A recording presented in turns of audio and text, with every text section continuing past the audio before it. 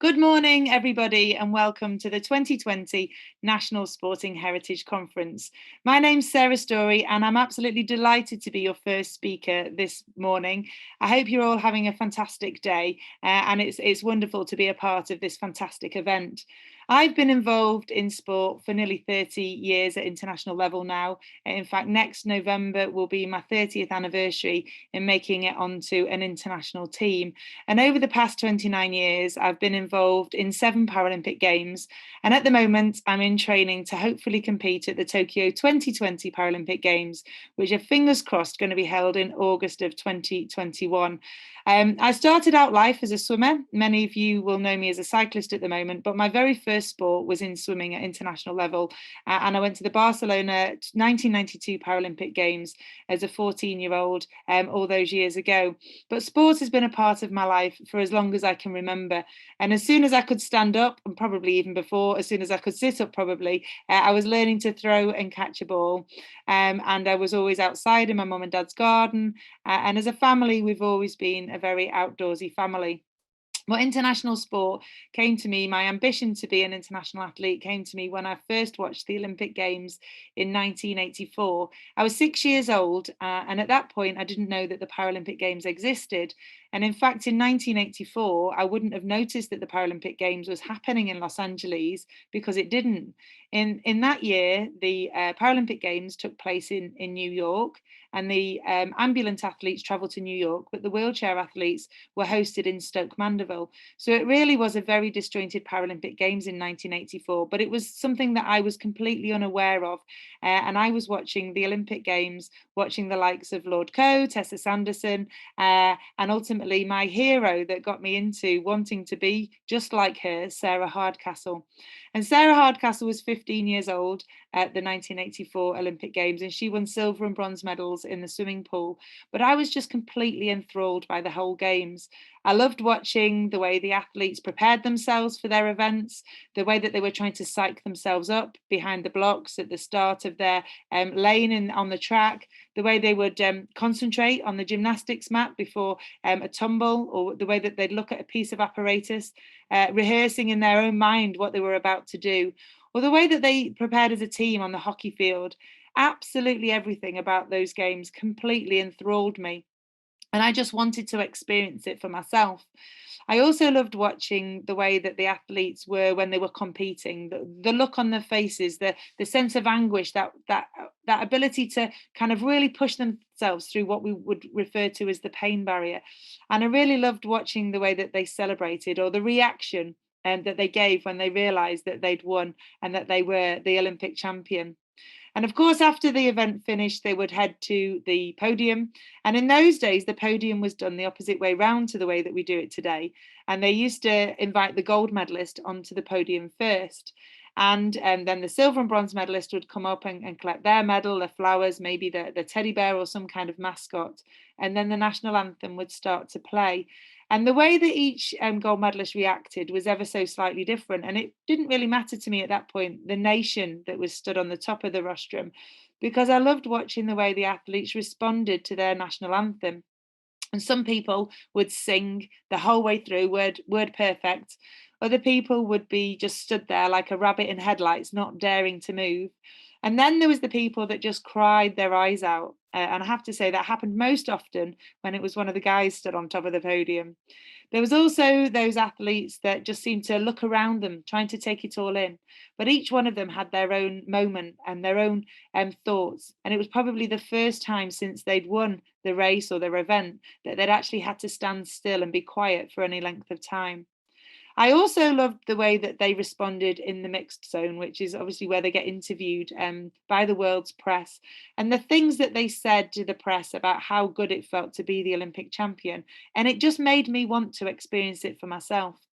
So I told my mum one day when she asked me about what was going on about Sarah Hardcastle. And I said, Mum, you know what? Sarah is 15 years old. And in 8 years' time, I will be nearly 15. And there will be a game somewhere in the world. At that point, we didn't know it was going to be in Barcelona. And I said to my mum, do you know what, mum? I want to be there. I want to be at those games in 1992, and I want to win a gold medal. I want to feel I want to know what it feels like to stand on top of the rostrum and hear the national anthem play. And mum was like, "Oh, right, that's really lovely, darling. There's your tea." As she was giving me my evening meal. And we never really spoke about it as a family after that. But I never forgot watching those games and the whole experience of wanting to know what it was going to feel like to be, first of all, pulling on that tracksuit to represent my country. Second of all, getting out there in an attempt to win a medal. And third of all, what it might feel like if I was one of those athletes that got to the top of the podium. Now, in primary school, I tried every single sport that was available, and I was so fortunate that I had a headmaster at primary school who was completely bought into the idea that sport helped children learn. And so every day at school, we did a different type of activity. And some days I was doing gymnastics club. I also played in the table tennis team. We did netball, and we even had a school swimming club. And that's where I learned to swim at the age of 4. And by the time I was 6 years old, I'd done my 3,000 meter badge. And as an 8-year-old, I became the fastest swimmer in the school. But even at that point, I didn't really mind which sport took me to the games of 92 first. I just wanted to know what it would feel like to be on the Great Britain team. And in 1990, I watched a news report about a young lady who didn't have a full arm, and she was targeting the Paralympic Games of 1992. And it was a very brief clip on the local news, but it got me thinking about whether or not the fact that I was born with just one left hand was something that would make a difference enough for me to be classified. And that was a new word to me as well at that point, classification. Would it be enough to be classified as part of a Paralympic Games team? So a coach I had at that point was a guy called Alistair Johnson, and Alistair himself was a deaf Olympian, and he'd been deaf since childhood, and he'd competed for Great Britain on the deaf Olympic team. And so I said to Alistair, do you know anything about the Paralympic Games? Unfortunately for me, he did. It was only a very small organisation compared to what it perhaps is today, and the organisation of it was very, very different to the way it is today as well. So I received from Alistair the name of a lady, her address and phone number, because of course back in 1990 there was no emails and there was no digital age, and everything was done by snail mail. And I wrote this lady a letter to say what was my disability, the fact that I was born without a left hand, and that these were my personal best times in the swimming pool, and was I good enough to be competing at a national level in para sport. And she didn't reply to my first letter. So I wrote this lady a letter every single time I did a personal best time. And 18 months later, she came back to me with a response that said there was going to be a regional gala to decide who was going to go to the national championships in March of 1992 for the juniors. And I was so excited because by this point it was September of 1991, and my dream of being at the games the following year was rapidly, the door was closing, but suddenly there was a door open, and I was absolutely delighted to head to this regional gala.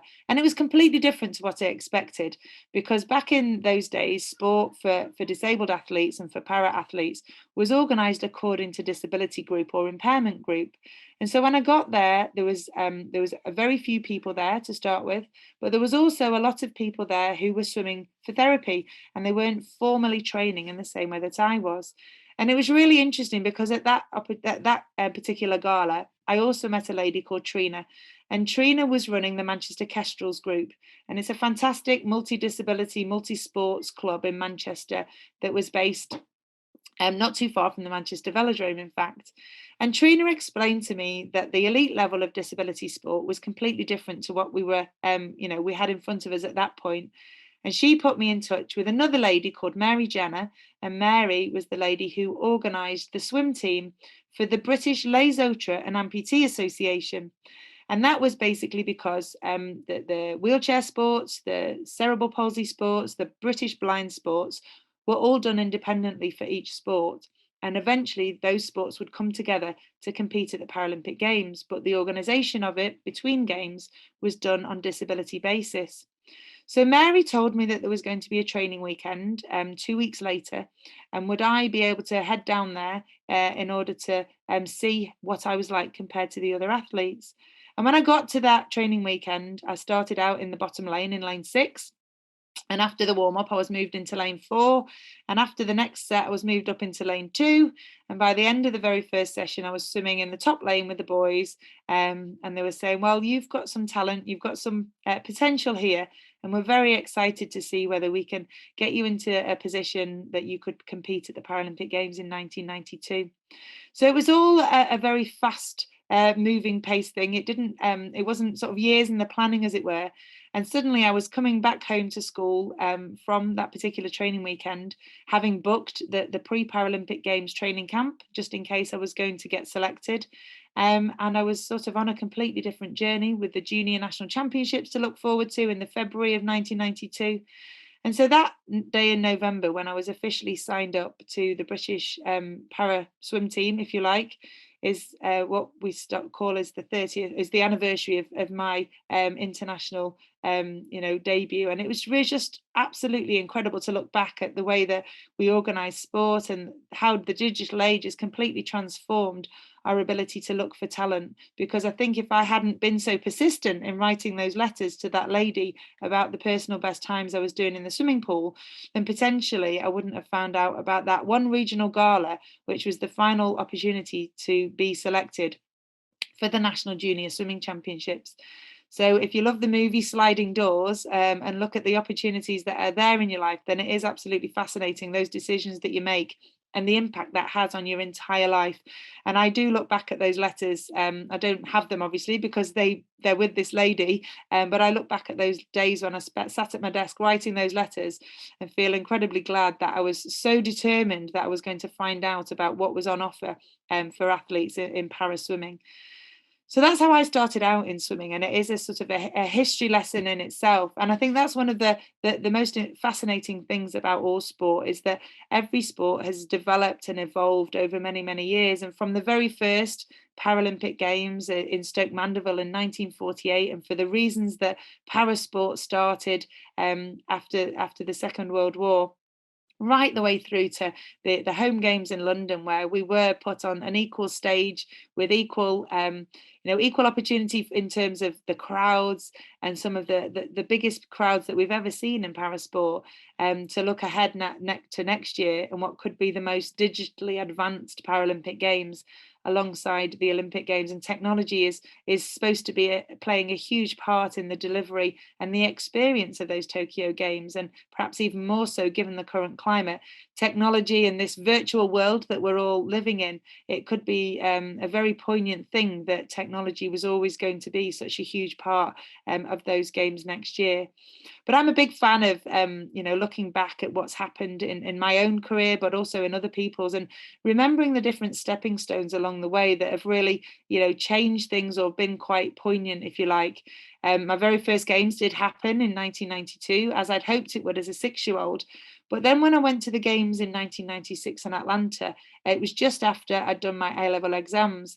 And in those days, it was just before mobile phones were getting particularly popular. So not everybody had a personal mobile. So because I was away during the results week for those A-levels, I had to make sure I had enough quarters, because we were obviously in America, to put into the payphone. And I used the payphone just off of the poolside after one of the training sessions that we'd done just before competition started. And the very next day, it was the opening ceremony for my second Paralympic Games. So when people talk about A-level results and going into school or not, as the case may be, then I remember being on that poolside with a payphone, desperately hoping it was a good international line, and talking to my tutor at college where I'd done my A-levels to ask him whether or not I'd got the results that I needed to get into university. And then working through university into my third games in Sydney, and then my final games as a swimmer in Athens in 2004.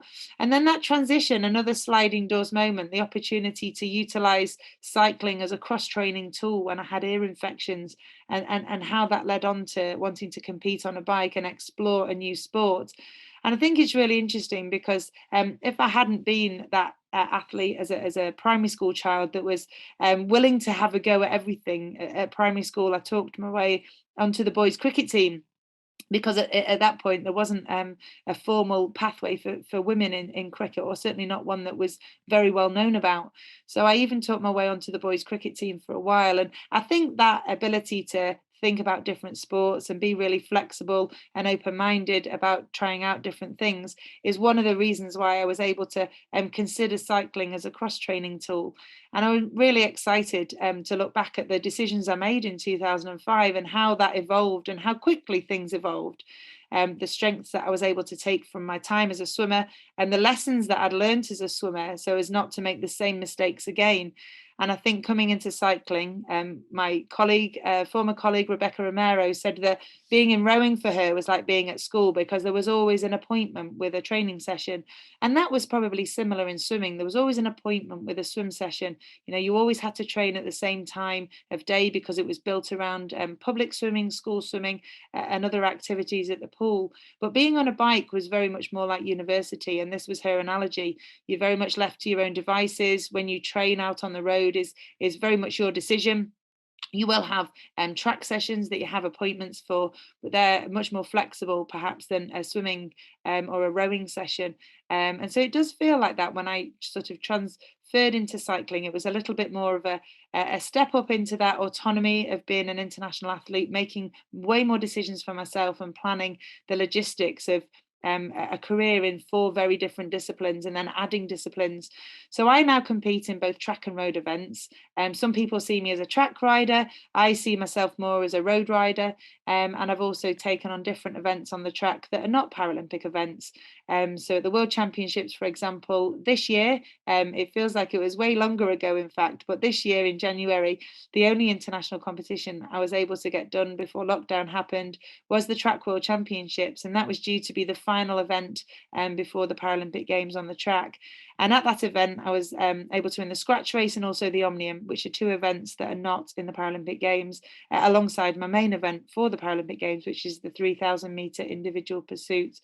So it's been fascinating for me to see my own personal journey in cycling. I've now been a cyclist longer than I ever was a swimmer, and looking ahead to Tokyo in 2021, thinking about what differences might be, and how we'll record those differences.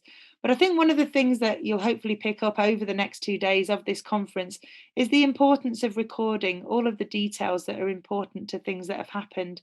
And so whether that's looking through autobiographies to find out some additional information that we don't know about or haven't recorded in some way, or just trying to make sure that the details that are happening now are recorded in such a way that in another 10, 15, 20 years, we can look back on how the impact of this particular pandemic had on world sport or on national sport, or even just at grassroots level. The decisions that were made and the way that we reacted as individuals, the resilience that we had to keeping sport going. Because one of the things we all know is that activity is so important for so many different reasons in our life. But our health as a nation and as a global population has never been in the spotlight in quite the same way as it has this year. And we all know, as people who love sport, the importance of being fit and healthy. And that's been shared with way more people over the course of the last 6 or 7 months. So I think what we can do over the coming months and years is record things that are happening, and so that we can look back and think about the decisions that we made, what we learned from those things, and how that shaped our future. Because when we know and appreciate the history of where we've come from, then it helps us to make even better decisions for what we have in the future. So thank you very much for having me as your opening speaker for this conference. I really hope you have a very, very productive couple of days and that you continue to follow and love sport as much as I do. All the very best and have a great time. Thank you.